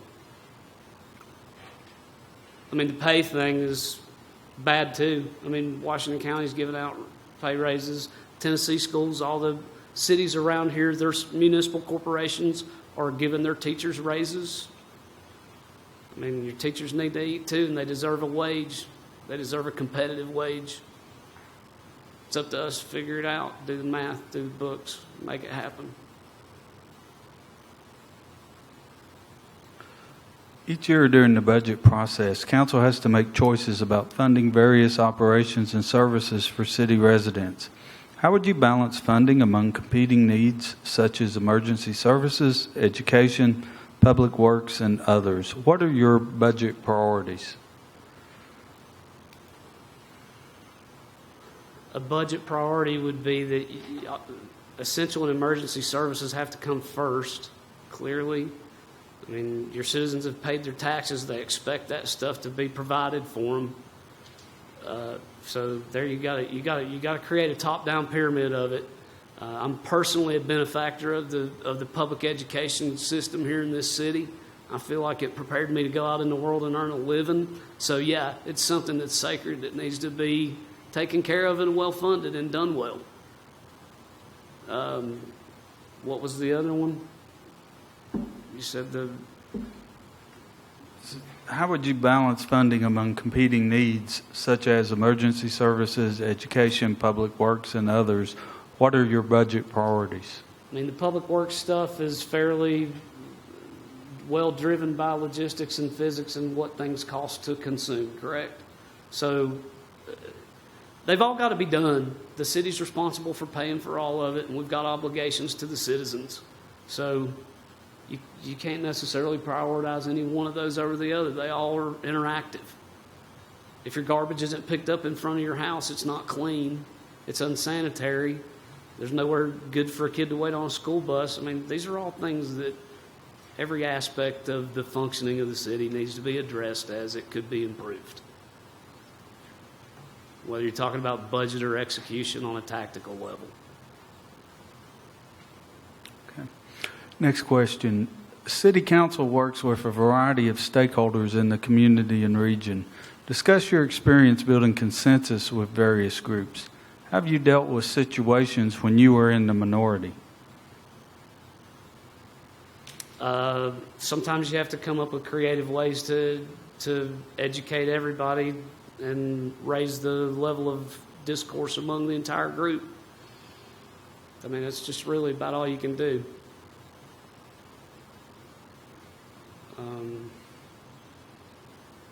Create good information graphs and communicate strategies and tactics well to people who are expected to execute deliverables. I mean, there's plenty of ways to do healthy team building at any level in any organization. I was a senior staff engineer for Penske Racing for 10 years, and we won a lot of races, and I contributed to that in a heavy fashion. 270-some employees, 38 weekends, 38 races a year, a fleet of 75 race cars for 3 drivers. It was pretty complicated, and I did it for a long time at a very high level. So I don't think the challenges that we face as a community are any less important. Probably way more important. That stuff feels pretty trivial now, looking back on it. Okay. And then finally, is there anything else you would like to add, offer additional explanation, or that did not come up in the previous questions that would help us make our decision? I have no idea. I'm curious. I came in here with a few questions of my own that I was planning on asking Randy after the meeting, but no, you guys have a hard decision to make too. The vacancy that's been left has left you guys in the worst possible position of having to fill it. So I hope that there's enough depth in this field of people who showed up here tonight willing to contribute to serve, that no matter who you choose, it'll be better than what we had prior to now. And